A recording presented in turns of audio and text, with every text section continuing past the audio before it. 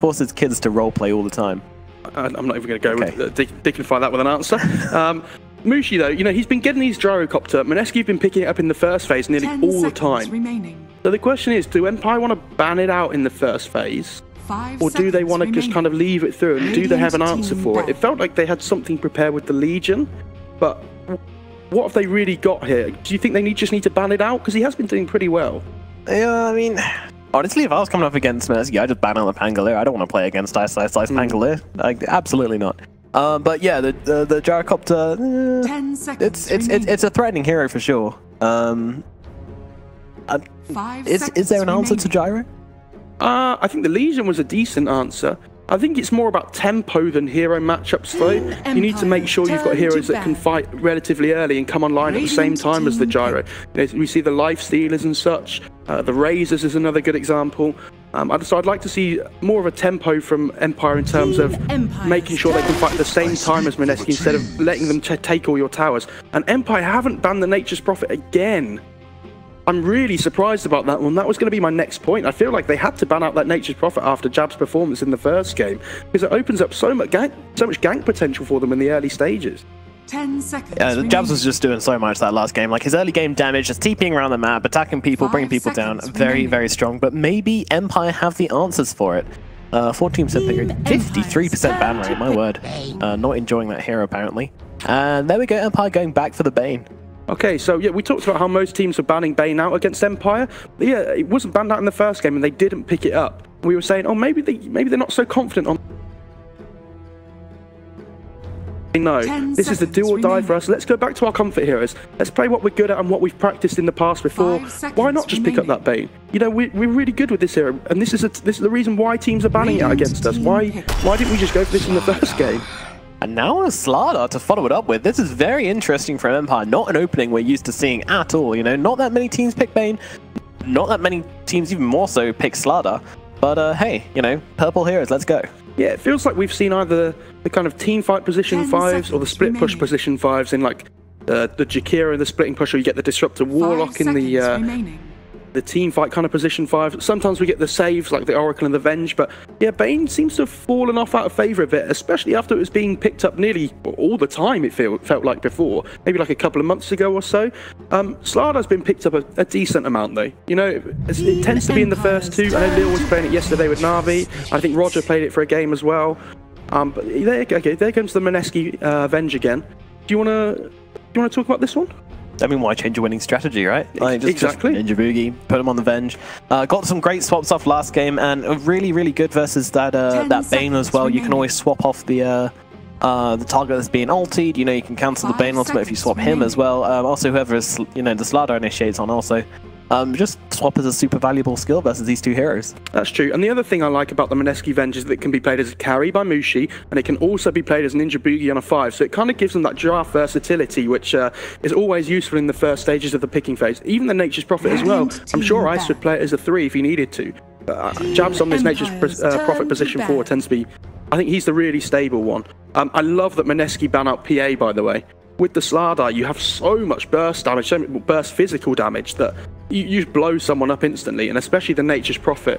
I feel like that guy would be in some pretty serious trouble, and obviously the evasion really good against the trees as well.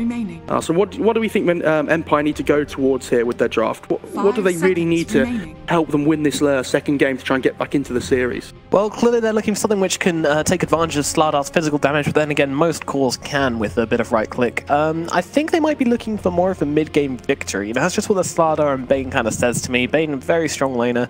Okay later on in the game, but you know, as things progress, he just kind of becomes less valuable, I think. And same with the Slardar as well. You know, like he hits his peak kind of around, you know, I think even as early as like kind of level 15, right?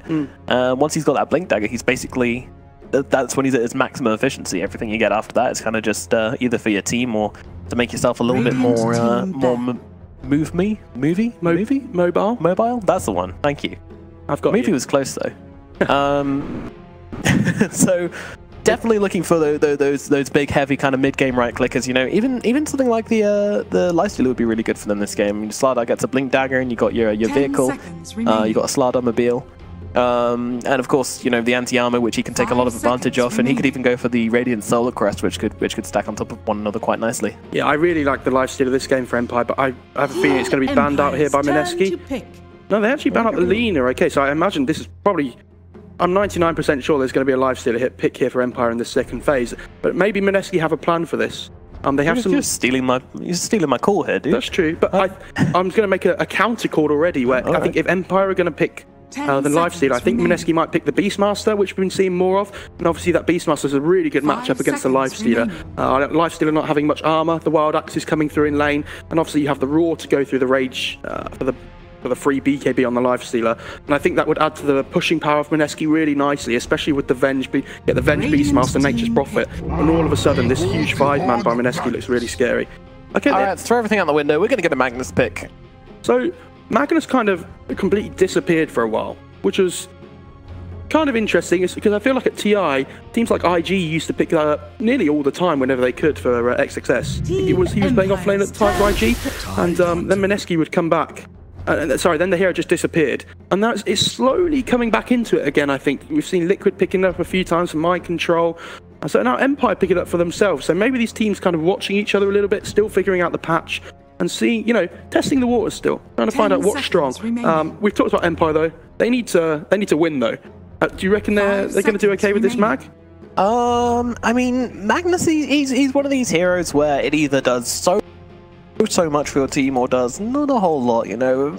Maybe throw in a bit occasional RP here and there, but he's either going to be basically RPing the whole team, causing so many problems, and, you know, being that early game pain, or just kind of fall off and not do a whole lot. And I feel like Mineski with the Nature's Prophet and the Venge, and they've already got two pretty good ways to harass him out of lane if he does come in that off lane. I think he could struggle here.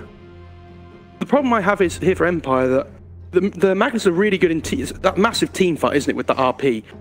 But the problem is, Mineski, it feels like they've just done one up on them with this Tidehunter pick. When you think of team fight heroes, in my head I think of Tidehunter and Brewmaster as being the two at the top. They're like right at the top of the pyramid, being the huge ones.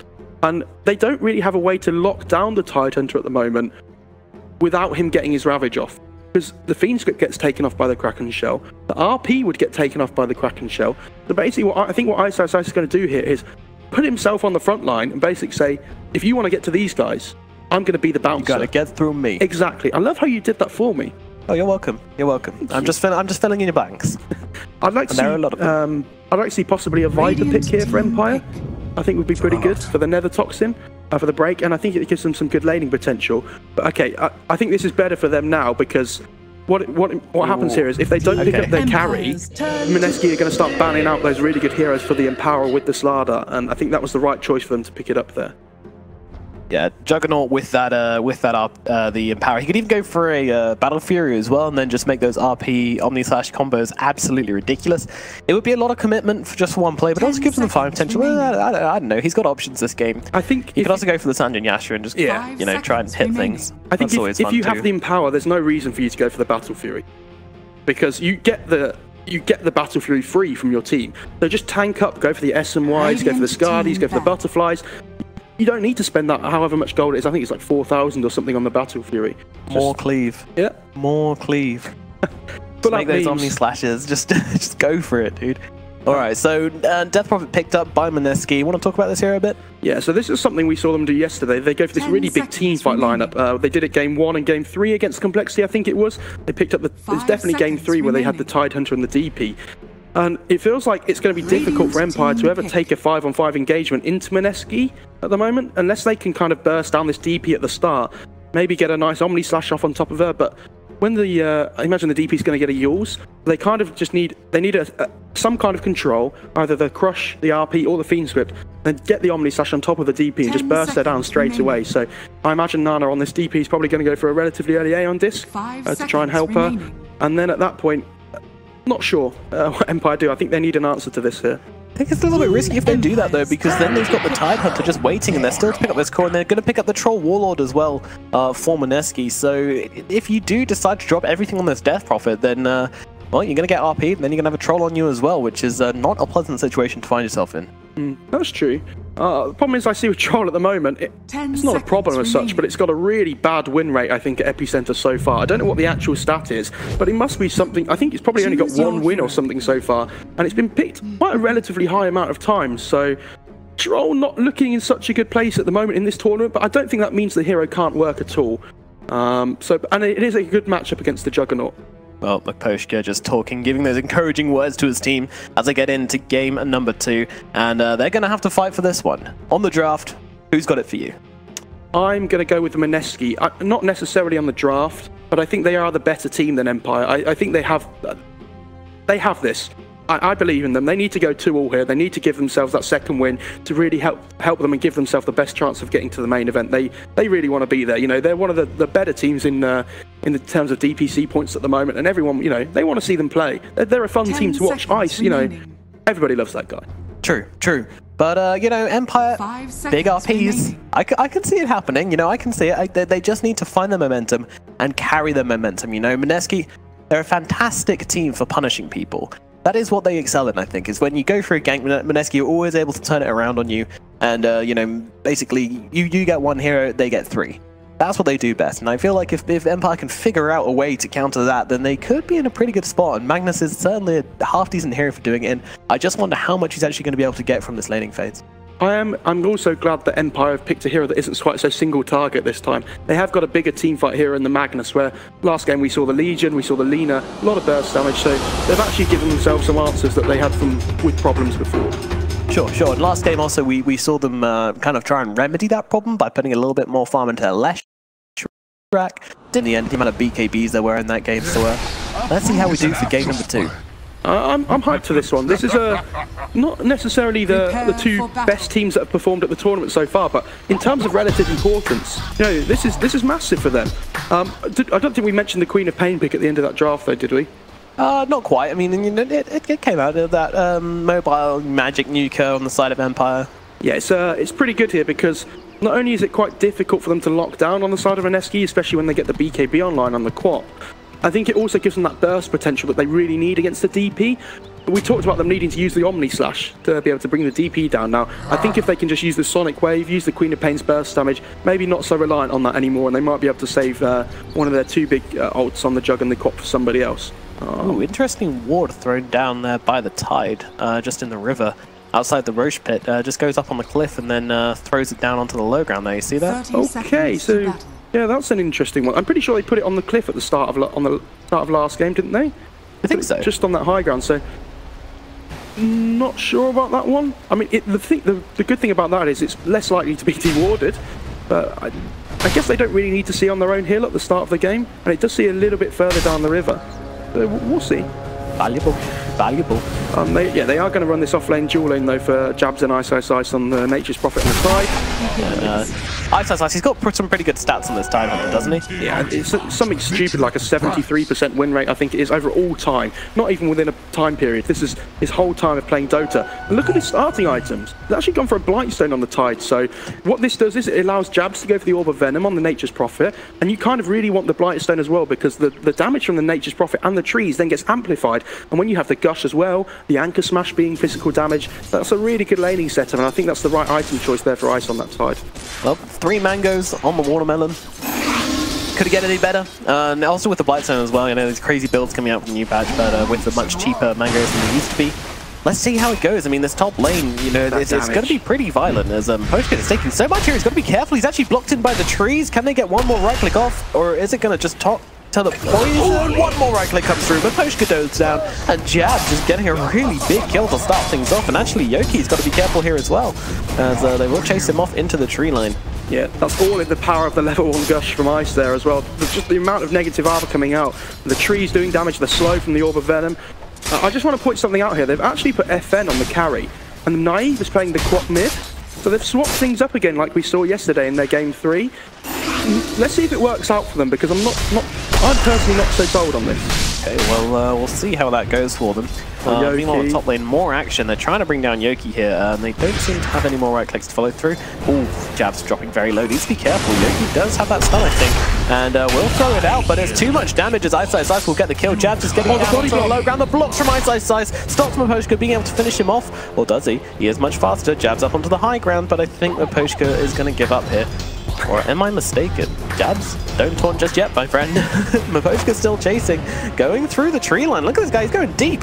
Suddenly realizing that maybe he's going a little bit too hard for this one and starts to back himself off, although he does have that brain stat. But Jabs just doesn't care. And Jabs just going to summon some more trees and start going at it, but in comes Yoki from the sidelines. He will have that stomp available, does get it. One more right click will be needed, and they do finish off the Nature's Prophet in the marathon kill.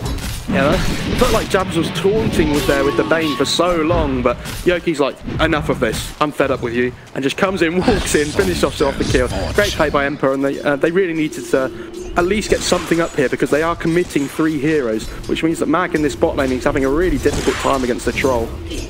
Well, in the middle lane, Naive versus Moon, and it is Moon taking a little bit of an early game advantage with doubling Naive's CS right now. Yeah, it's kind of rough. Death Prophet obviously has the long range AoE in the Crypt Storm, which is really going to help. And this Illusion Rune especially, it's basically like an extra 320 damage, or probably not quite as much as that, about an extra 10 damage or so, but it really does help your CS potential. And the 8 denies on DP are just as good as the last hit. 320 to 10 damage. Oh, I thought it said 20. Oh, it's the 3 went at it. FN being swam into by Ice Ice Ice will be okay. He's got his little kitty cat to heal him up. He's actually only down to 2 mangoes on ice now, unfortunately, so he's struggling now. I think he had to eat one to make room for his boots. True. But again, Mushi in the spot lane seems to have a really good time. Yeah, I haven't talked so much about this bottom lane. I haven't even looked at it, to be honest, but you've got Magnus sitting on 5 CS and Mushi sitting on 14, so really not having a nice time. And Ice could be in trouble here as the whole of Empire starting to gang up on him. They'll put him to sleep. They have the spin available, and it's too much damage as the Tide will swim his way to the grave. Yeah, very unfortunate. I just want to say in that bot lane before as well, Mag actually did try to skewer the Troll under the tower, but did miss, unfortunately. But that's a fantastic kill for Empire. Again, they really need to find things up here when they're committing 3 heroes, because otherwise what's going to happen is Moon in this mid lane and Troll in this safe lane are just going to have absolute free farm, and it's important they need to shut them down. They have the Gush. They've got it 5 seconds, so no, not really a kill available here, but just a bit of harass. Meanwhile, Ghostic and Ninja Boogie playing runes. Ghostic is the one who picks that up. Now Ninja Boogie finds a haste, and Ghostic going to go for the second rune as well. Yeah, he's going to use this haste rune to go put some deep reserve wards down as well. I really like this. Gets the one in the dire bottom jungle, and now that it's night time, oh no, the courier actually spots him out. So they know that the Ninja Boogie is going to be wandering around here trying to put some deep reserve wards down. But that haste is so useful for him, because look where he's going. Yeah, he's heading straight away up to the top. I'm not sure if the courier did actually spot him. It was nighttime. That's true. I think he might have just had the vision, but unsure.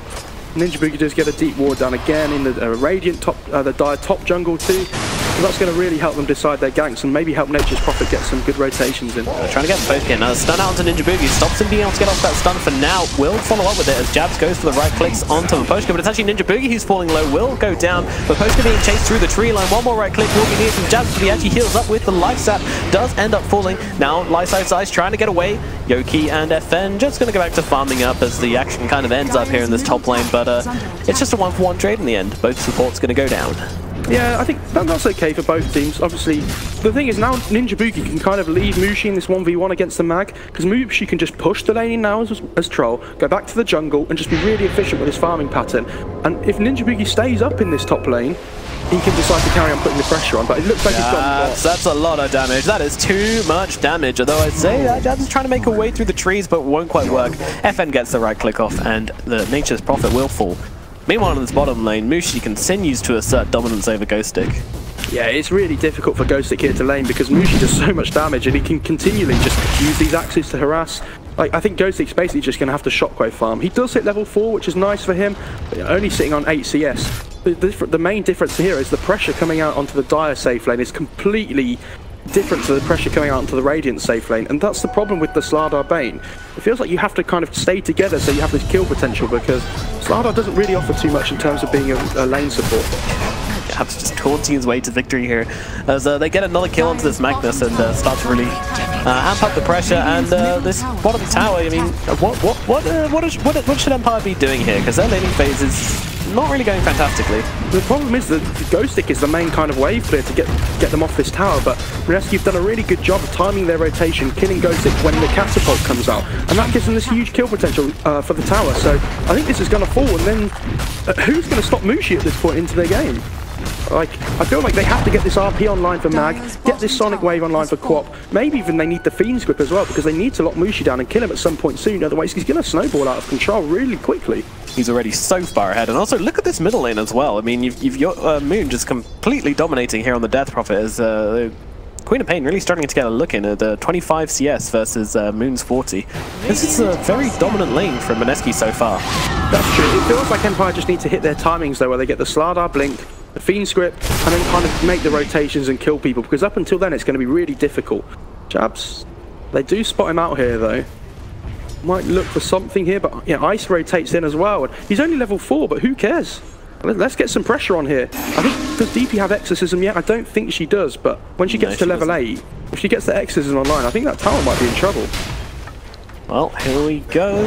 Queen of Pain saying nearby. Jabs will come in and force out that blink away. Maggie is here. No RP available though, so not that much of a threat. Maybe they don't even need the extra. Is out onto the Slardar here, trying to wriggle away, but it's not quite going to work as Yoki does get picked off. They do get Jabs on the backlines on the side of Empire though, so might be quite happy with that. Yeah, Jabs in a bit of an awkward position there.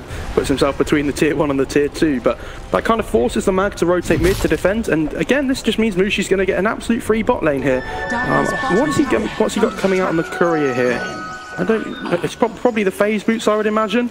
But yeah, look at the net worth chart at the moment. Mushi just pulling ahead, and like you said in the mid lane, seems like Naive's having a really rough time. It certainly is, and as Queen of Pain, you know, you want to get that good start to the game. You can't really afford to fall behind in the laning phase this hard. Yeah, it feels like Queen of Pain's really one of those snowballs heroes, isn't she? Or the Omni Slash might come out. Oh, good block by the trees. It's blocked by Jabs. Gonna save him. FN is doing very well in this top lane though, so you know, if they can rely on this Juggernaut to win them the game, then you know, it might not be so bad. But Juggernaut versus Troll, how does that one really go down? Depends. I think if they get the jump, obviously Jug can burst down the Troll, but in a raw 1v1, I think Troll just beats anybody really, doesn't he? Just you get that bash going, and as soon as he starts stacking up those fervor stacks, you kind of just bring somebody down no matter what. Casual spinning there from FN in the top lane as Mushi hits the jungle for a bit, and that was his phase boots and also the Banded Elven skin coming out for him. That +6 agi item, I think it is. Yep.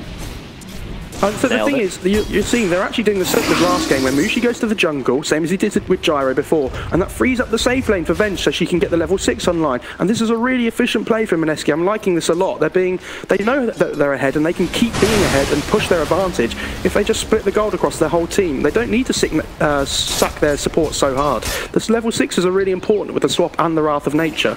Smoke up. Mineski are going for something here as Mushi on the Troll Warlord and Ninja Boogie coming forwards. And look at Mushi. I mean, even when he's playing the Troll, he's not interested in just sitting back and farming. He's looking to go. We'll see a bit of action here. Well, they do get the Observer or deal with those. Oh, the Omni Slash. Oh, the Omni Slash onto Ice Ice Ice, and they're trying to chase him down with a spin, and Ice Ice Ice just can't deal with it. It's damage to take him out. Now that Sleep is out onto the Death Prophet immediately as she TP's in. Stun, trying to catch out FN here, and will be successful as the Juggernaut does go down, and that is a really big kill for Mineski. Yeah, fantastic kill for them. You know, Jug used the Omni Slash, he used the spin to kill the Tide, and unfortunately when Troll gets on top of you like that, there's not really a lot you can do. He is going to run you down. I think they knew, like, they were like, Jug's hit level 6. What's he going to do? He's going to try and go for the kill with the Omni Slash. Okay, can we just drag him under the tower, make him use spin, and then catch him on the way out? Yeah, Ice is definitely really happy to just sacrifice himself there, because not only do they get the kill on the Jug, I think this is going to open up into a tier 1, and the catapult wave's coming for them now as well. So I don't think this tower has much chance of living. Let's see what Empire can do to defend. Well, the wave thrown out by Ninja Boogie just to tell Empire, I know you're there. I'm really surprised Mineski have actually backed off there. I think they could have forced that one in, but I guess with Tide TPing bot, they don't really want to commit to a fight without the Ravage. I mean, could it be something to do with the amount of farm? You know, like Troll are always looking to farm up in this early game. Taking that tower is going to take them quite a long time, and that's a lot of time spent for Troll just not getting money. That's true. DP though, I wonder what the DP is going for. I imagine probably the... I can't, the Yules. I was really struggling to think what the item was called. It's so popular now. The tornado stick. Yeah, Jabs goes for the medallion again on the Nature's Prophet. That's going to amp their Roche potential massively. Obviously, they already have the Troll and the DP, so they have massive objective taking potential already. With that medallion as well, I think they're going to look to hit their timing where they get the Roche and then just try and take all the rest of the outer towers on the map. And I actually don't think it's too long until they can look towards doing that. They're looking pretty strong at the moment, Mineski. They really are. Net worth quite dominant, and I mean these lanes just going very, very well for them. And they tried to move the Tide Hunter down bottom to get away from the Jug, but Jug will follow. Or maybe they're actually trying to lane in the Jug versus the. Sorry, they're trying to lane the Tide Hunter versus the Jug. That might even be the case, and just keep that Troll versus the Magnus and stop them getting any farm from this game. Yeah, that's true. I like that Troll's gone for 4 points in the Berserker's Rage as well, on in his Q ability. It kind of gives him that extra movement speed that he's looking for to really chase down the Jug. We saw how important it was before when the Jug was trying to run away into the trees, that Troll could just catch up to him. He wasn't really worried at all. Ultimate Pushka gets slept for his efforts. Moon going to try and chase down this Bane right now, and with this damage they will be able to finish him off, so Pushka getting a bit too big for his boots. You can't give Jabs this Nature's Prophet. He's so good on this hero, and he'll be involved in every single fight that goes on the map. And again, look, they get a kill, they transition it into a tower. This is Mineski all over. They're so good at putting this early pressure on. And also, you know, as I was saying before, you know, Mineski, they're the kings of punishment. And with his Nature's Prophet, who can just TP all around the map, it's like the perfect hero to combat with that playstyle, because you can just punish and punish and punish, you know. They're just like my school teacher, always punishing me. And now they get the mid-tier one from the Dire, and they get the top-tier one as well from their safe lane. So what this does, opens up the map massively. It means you see the deep wards that the Radiant have got in the Dire top jungle at the moment. They're basically taking control of that area completely. So Empire are going to have to use the Radiant jungle if they want to keep up in farm. Oh, could this might be in trouble as they get the stun out of Silence as well? It's a lot of damage, but Ghost struggling to get in to do those hits onto Ghostic here, but they will be dealing with that tower very, very quickly with Jabs and the Exorcism, and also Mushi here as well. Look at this early game pushing power coming out from Mineski. They've got an advantage, and they want to take every little thing they can with it. Yeah, they know that Empire, until they get this blink on the Mag, until they get the blink on the Slardar, which are their main points of initiation, it's so difficult for them to take fights. And Mag had such a difficult start to his offlane because no one was helping him there. You know, it's not his fault that he was just having a tough time against the Troll. And obviously Slardar as well, committing to this top lane. He wants to, I imagine he's probably got Tranquils as well. He's going to really want to just get his blink within the next few minutes and then just look to go. They need to find kills with it straight away to get themselves back into this game. They need to use the Sonic Wave, they need to use the Omni Slash, because it feels like they're really struggling to find kills at the moment on an Empire. And Quap's even fallen behind the Tide in net worth now because of all these towers falling. Well, it's going to be a smoke up, so it seems like they're definitely going to do what you're suggesting here. It's going to be Makoshka leading the charge. I mean, that sleep into the stomp is a nice alternative to the blink stomp. The gap close for Yoki. Looks like they're heading towards his bottom lane on these three heroes. Meanwhile, at bottom, Ninja Boogie is playing around with Ghostic a bit. And here we go, into the middle lane. They're going to find Jabs. This is as good a kill as any. So they'll get a stun out and finish him off. But they've been punished for it as FN goes down to Mushi down here at bottom. And Ghostic's going to fall as well. And as I said, just like my school teacher, constantly punishing Empire for every little thing they do. Yeah, that's really sad for Empire because, like you said, they managed to get a kill. They got the Nature's Prophet, and that's fantastic. And they kind of look back at the rest of the other two of the backline, and they're like, oh no, that's awful. I imagine Ice probably committed the Ravage on the Tide there to be able to kill the Jug, unless they got a really good first hit bash somehow. Yeah, it's on cooldown, so I assume so. Great first hit bash there from, sorry, not first hit bash, great D ward there by Ninja Boogie onto the ward. We saw that last game as well because they knew that they were going to be ancient stacks from Mineski. They must have done their homework because they do this every single game. And Ninja Boogie, great D ward there, and that's just going to mean that Mushi can safely take out the rest of those ancients for himself. Look at the net worth. He's 2,000 ahead of the Jug, and we're only 15 minutes into the game. It's just, the slope keeps rising here in the net worth graph. It certainly does, and you know, Empire, they, as you see, you know, they're trying to find their way back into this game. They're trying to get the ganks. They're trying to get the kills here. They just got to keep on trying, though. They can't give up now. If they stop going for anything, they are going to lose just the same. So, yeah, ramp it up. The problem is they don't really have great late game potential against this Tide DP Troll. I think Mineski actually have the better late game, so it's going to get to the point where Bane does have his level 6 now. He didn't have that the gank before, so they need to use that Fiend's Grip and just get a kill with it. Get online with it straight away, because put it on cooldown. It's like when you get Finger on Lion, and it's had such a long cooldown that you just want to use it as soon as you can to get a kill. And they need to get themselves on the scoreboard here because they're not out farming Mineski at the moment. So the only way they get back into this game is by kills, and they do have the skills to do it. You know, they have the cross, they have the RP, they have the Fiend's Grip. Can they contest this Roche fight? I'm not so sure. Well, I think they're going to try, but look at how quickly it's going down. They've got them down, they've got the anti-armor, they've got Mushi, and they've also got the X's and Mirrors just dropping so quickly.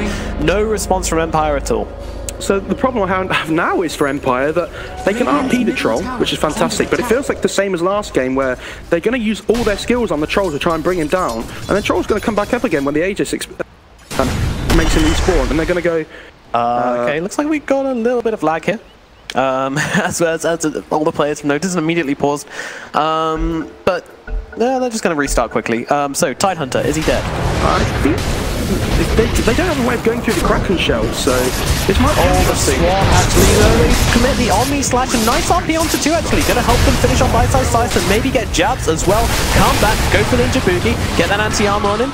The Nature's Wrath rips through, but I don't think it's enough to deter Empire from going for this kill as they pick up a 3rd kill in this bottom lane. So using that first RP and basically all of their ultimates, and they managed to get out 3 kills for it. So that was actually pretty good for Empire, I'd say. Fantastic from them. This is exactly how they get back into the game. Just use your skills. It sounds so simple, but you just need to go and fight. Don't be scared, because if you give Mineski the space that they're looking for to just carry on farming, they will punish you. So this is great by Empire to really force themselves could not finish off that catapult. Miposhka actually could be in a whole lot of hurt right now. As he takes a sleep so that Moon can yield. That's so smart. Miposhka now going to be chased down by the Nature's Prophet, and that is an easy kill. That Bane must have been so close to getting the TP off as well. So what a play there by Jabs to wake up the Death Prophet. Really good teamwork and communication there by Mineski. And you see Troll up here. I think TP in and go to sleep. He might be hunting for FN here, I think.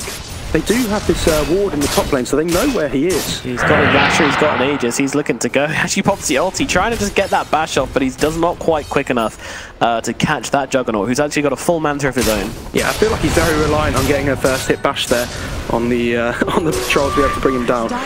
We talked about Empire not really being able to farm to get back in the game. And they do get a quick kill onto Ninja Boogie on those steps there, but in they come with the Ravage on the back, able to catch out 2 with that one. FN was already spinning, it's a Skewer and TP out from the Magnus, won't be able to, oh yes they will, they get the Yules on the Death Prophet onto it, and Ghosted could be in trouble here as Mushi comes in the back and will be able to finish him off. Yeah, that looked like a really awkward engagement from Mineski when Ninja Boogie walked up that hill. I think he was looking to get some vision down, but again, Mineski win a fight. Mag's the main team fight for Empire, so without him, there's no way they can defend here.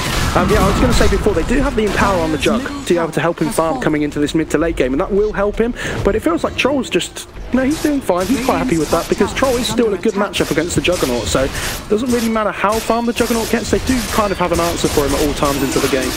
And there's the BKB now on Mushi as well, so this Troll would be scary. FN, what are you doing here, friend? He's going to use that Omni Slash and try and bring down somebody, but he doesn't really get the jumps and will just get finished off, and this is a really big mistake from FN, I feel. And this is what I mean, they got the Aegis, and now they can just take the towers on all the map, on the whole side of Empire. Well, how do they fight this? I mean, Mag probably has his blink at this point, I would imagine, but they have the Exorcism still. What's stopping them from just going here? It feels like Empire just aren't ready to defend at this point in the game. They've got the Exorcism, they're looking to go, they've got the Aegis, and, well, Empire, they don't really know what to do as their base towers. I mean, the moment this Fortifier ends, they're just going to get their potatoes mashed as the damage all comes through onto that building, and it's just not even going to survive. And then 10 seconds up until Juggernaut, so they don't want to buy back this early onto that Jug, and he's only got 5 seconds left, so should be able to force back Mineski at least, but they've already taken what they came for, which was the tier 3. Oh, good silence. So, yeah, that's a great play by Mineski. Just get the tier 3. There's no need for you to commit to the racks when the Juggernaut comes alive, because they don't have that Ravage online yet. They did use it in the mid-fight, so just play safe for now. All it takes is one bad fight where Empire come back into the game with a huge RP, and then it's so difficult for them. Oh, the nightmare. They actually get the sleep onto the Troll Warlord. You can tell they're kind of not too sure if they want to go for this or not, and they will back off because Mineski are coming back in to try and save Mushi, and they're actually going to get the return kill onto Yoki. Yeah, they were like, oh yes, we got the Troll. Oh no. Oh please don't hurt us. Yeah, they didn't really want to commit to that Troll Warlord actually. They were all kind of hanging around. They went for it and they're like, whoa, let's think about this. And I think that was the right play, even though the Slardar did stay a little bit too close. Silence up on the Bane just as I'm getting that Nightmare off. They have Ravage in about 7 seconds or so. Mineski aren't too worried here, I don't think. Empire just trying to delay it as much as they can with the shockwave and the sleep, but I don't think they've got enough in their tank to be able to fight Mineski still. The RP is up, but does he even have Blink Dagger on this Magnus? Very difficult for Empire, even with the Blink RP. Ice is doing a really good job of staying in the front line, making sure that Empire can't just blink past him because he's always going to be there to gush, be able to ravage and turn the fight back around with a counter initiation. You really don't want to be spinning on the Juggernaut when he ravages because you want to follow up with from the RP with the Omni Slash, and it's so difficult. Well, DP did pick up that Aeon Disc after that fight, so that's going to be a fair amount of survivability on that DP. So even with RP, you know, she's just not going to drop even if she gets Omni Slashed as well. Yeah, that's definitely true. And look at the net worth chart now on Jabs. He's ahead of the Queen of Pain, so naive on this co-op. We talked about them swapping their roles around. It feels like it hasn't really paid off this game. I would agree. I would agree. Yeah. Interesting swap, but yeah, you know. Sometimes it works, sometimes you're struggling, but it's not over for them yet, you know, 10, 11k advantage, 21 minutes, it's rough, but we've seen people come back from much, much worse. Yeah, I like what Jabs is doing on this Nature's Prophet here as well. He's got the Casual Buckler, and he has the Solar Crest as well, just stacking up armor here. He knows how important it is that there's a Slardite amplify damage. Oh, the swap into the Ravage, it's a fancy play, only for Mineski seems a little bit like overcommitment to me. Yeah, just get that Bane down, send a message. Yeah. Tell your friends, Bane. Watch this, we're going to blow up your Bane. Okay. Alright, fine. But yeah, in the draft, this is what I was saying, with the early Aeon Disc on the Death Prophet, Empire need to find a way to bring him down, and if they don't RP him, they have the burst damage and the RP, the Omni Slash, the Sonic Wave, but I don't think they have the sustained damage throughout the whole fight to be able to keep Moon locked down. They're kind of reliant on this RP for the stuns. They have this Crush, which is nice, but they're so far behind at this point, it's really difficult for them to find a way back into this game. They're doing as much as they can. They're trying to find these pickoffs, find these kills. You saw FN there in that mid lane trying to push in and get some kind of damage, clear the creep waves out. So I feel like Empire should really be going through a fight right now. Like, they know this Ravage is down, they know the Aegis has run out, but I think this is the last window of opportunity they're really going to get this game. Yeah, I think Mineski are probably going to try and wait for the second Roach as well, so they have that cheese on the Death Prophet as well as the Aegis on Mushi. There's no need for them to force this high ground too early. They're ahead, stay ahead, you know, shut Empire out of the map. I'd like to see a gem on Mineski as well at this point in the game. Just take away Empire's vision and make them scared to go anywhere, because with the good team fight that Mineski have in the Ravage and the Death Prophet, Empire don't ever want to wander out of their base because they're going to be living in fear the whole time almost. Well, I mean, this Mineski is very deep here. He's got two really deep dire wards down right there. I'm not really too sure what this does for them. Yeah, the problem is, can they utilise this vision that the Bane's giving them? They might not be able to get kills with these wards, but it does let them see where Mineski are rotating around and trying to get kills and trying to take these 5-man engagements, because it might spot a smoke from Mineski maybe, which would be really useful for them to spot out and to then say, look, we can just dodge this fight now, let's just wait back because we don't want to get picked off. All it takes is us to lose one fight now and then we're in serious trouble. Yeah, they are just going to get this shrine. This is so good for Mineski that they're not committing to anything that they don't have to. FN does get the bot tier 1 though. You know, that's something for them. They get some kind of gold back and some map control. Small. He has just been using his mantra. He's picked up his mantra. He's been using the illusions to push out the lanes time and time again. So once again doing that. But Moon's just going to go full commitment here, using that Excitant onto the high ground and big silence onto 3 just to slow them down and let Moon get even more damage off. Yeah, the Crimson Guard on Tide as well though is going to be massive. It just gets rid of so much of this physical damage. Stun onto 2. Aeon Disc is popped, so that is something. Yeah, that's pretty good. Let's see if they can use the RP now to try and bring him down with the follow-up.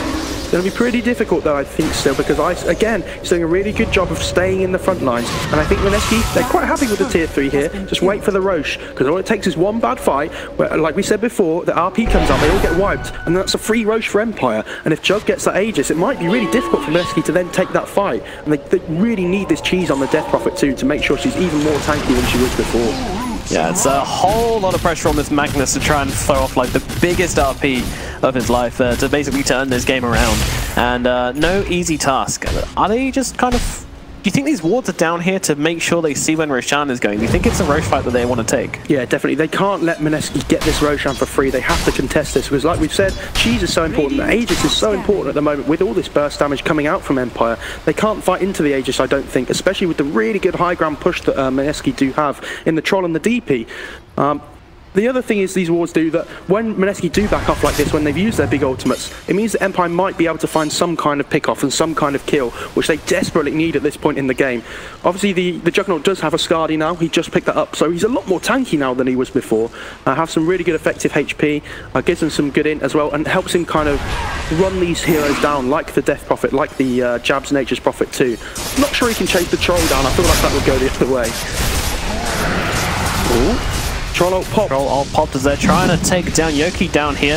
Axis will be thrown. Slardar doing his best to try and get away from this one. The net creep is there, but actually runs back off. Mushi thinking chasing into the trees. Does get stunned up. He tries to bait out the stun. And yeah, can blink. I'm not sure why. I'm not sure why the illusions didn't carry on running him down there. That's a little bit interesting, but unfortunate for them. They didn't commit any big ultimates though. It was only the battle trance from the Troll, so they're going to be happy with that Empire. You know, they didn't lose anybody, which is better than most of these fights have been going this game. that's certainly true. Yeah. Roshan does respawn now as well from Mineski, so that they're going to head straight into the Roach Pit. There's no need for them to wait here. They know it's difficult for Empire to try and contest them, so they might even look to smoke up, try and get a kill before they go into the Roche. But I think either way, they're definitely on top here in this game, and they can take this Roche relatively easily. A 12k up in net worth at 26 minutes into the game. That's quite a lot, and I like what Empire are doing here. They know the Roche is up. They have to try and contest at the least. They can't give this away for free. And with this good on vision, the front lines, he's got the blink dagger, will blink straight away onto the Death Prophet. They can take her down. This would be a fantastic way to start this fight, but he has still got that Aeon Disc. And will Manta away that silence. Scream going to be thrown onto Jabs, and Mushi on the backline is able to find out the Pushka though. And yeah, this is the problem now that they're down one person. They've used the Sonic Wave as well. What's in their tank left? They've got an RP. They have the RP, they have the Omni Slash. No more Aeon Disc. There is a possibility here. They might need to try and steal this Roshan, but it's going down so quickly. They're not even anywhere near the pit. Yoki comes forwards, but now Roche will fall, and they will realize they need to get out of this one. I think Yoki is just going to be the sacrificial lamb, or snake, or fish, or whatever he is. He's a fish, isn't he? Yeah. That was the exorcism committed though by a snake. Yeah, that was the exorcism committed though by Mineski. So they're probably going to have to try and wait for that one before they go for the high ground. So Empire have got a little bit more time. Let's see what they can get with it. I'm not sure within the next 2 minutes what they're going to be able to achieve with that kind of farm. Let's hope it's something. It's actually very close to Shiva's, which is going to give us some really good armor to try and help against this Troll and DP. But I'm just not sure it's enough at this point. I really hope it is. No, I really want to see the series go to a game 3, any series of Dota, because all the teams here at this Epicenter, they are very close to each other and they're all good teams. Yeah, I mean, we certainly have seen a fair few game 3s going on this tournament. I don't know the exact statistics, but I think it's something like 83% of games or something going to a game 3, which is pretty insane. Oh, they have this. No, they don't have a ward in the high ground. Yeah. I thought Ninja Booga was going for the swap, but it wasn't to be. I actually mentioned sorry to interrupt. I said there was a Crimson Guard on the Tide earlier. It's actually on the Death Prophet. Yeah, I now noticed that as well. So she's stacking up the physical damage resistance as well, because she knows the main reason she's going to die is because of this Juggernaut Omni Slash, because of the amplified damage from the Slardar. So if she can itemize correctly for that, then it's just going to mean she doesn't die, especially with the Aeon Disc. There's no need for her to get a BKB this game, because what does it stop? A Sonic Wave? That's nothing, really. One ward up for Empire this game. One ward, and they are just stuck inside their base. Mineski closing them out of the map, and certainly feeling a little bit dire for Empire. Be dire for dire. Dire for dire, absolutely. There's a Lincoln's coming out on the courier as well.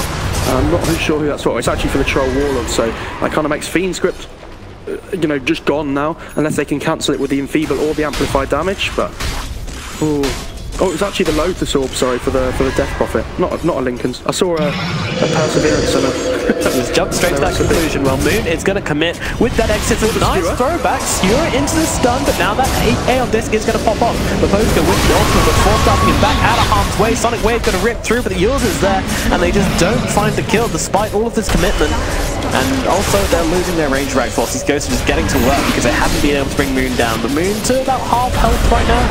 The Poshka in a lot of trouble. Mushi will be able to find the last hit. Now jumping into the middle of things, Ice is threatening with this Ravage, and FN needs to back himself out as the racks will fall, and there is really no response. And there is the swap. Stun thrown out, but he does get the skewer up onto the high ground. They need to try and find some kind of kill here with the jump in, free-man stun. Do they have anything to follow it up with? It just doesn't look like they do, and he'll completely turn it around onto Yoki, trying to find Naive maybe in the backlines, and there's a Ravage committed for that. Oh no, this is really bad. Naive is down. The Pushka drops as well, also caught inside that Ravage. Ice held onto it for such a long time, and finally gets it off onto 3 heroes. And Mineski are just going to make their way to this top lane. The final barrack, well, there's one more range barracks left at bottom lane, but the final set of barracks is being attacked, and the final tier 3. And Empire, they just don't seem to have it. They just don't seem to have any response to this. The BKB is popped by Troll. RP is actually cancelled, it looks like, by the Silence, and they'll finish off the Magnus. He buys back into this game. RP is still available, but it's just feeling like it's a little bit too late. Stun is out onto the Troll Warlord. Omni Slash going to be used. Ninja Boogie with the swap keeps Jabs alive. Every little play Mineski makes just limiting Empire and what they can do, as Ninja Boogie does eventually fall by the Queen of Pain, jumping in. And Mineski, are they actually going to back out right now? Yeah, they need to be super careful here. The RP hasn't been used either yet, so... Naive's going to throw out a poison scorch. Just Mineski's position, they're just being so far apart. And in comes Ghostic, but he just can't find anything. Like, the Mineski positioning is just nowhere near each other. And if, RP is not going to be used, and he's just going to fall to the Magnus. No buyback available for 60 seconds. That is your big turnaround spell. Absolutely gone. They're going to find the Poshka as well. A GG is called. Game number 2 going to Mineski. And Mineski make it a 2-0, and in a very convincing fashion at that. Yeah, great performance by Mineski today. They really needed that win. And 2-2, they can kind of breathe a little bit of a sigh of relief now. I feel like that's probably enough to get them towards the main event. Maybe not the upper bracket that they were looking for, but at least they're going to get